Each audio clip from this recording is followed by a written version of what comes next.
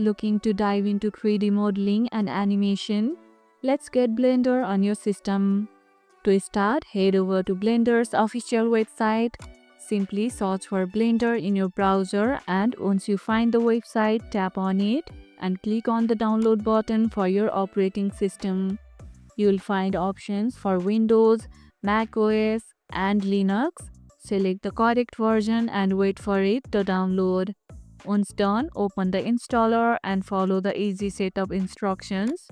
Always download Blender from the official site to avoid malware or unwanted bloatware. Once installed, launch the program and you are ready to start creating. Are you excited to begin your 3D journey? Let me know in the comments below. And if this video helped, hit the like button, share it, subscribe, and leave a comment. Thanks for watching, and I'll see you in the next one.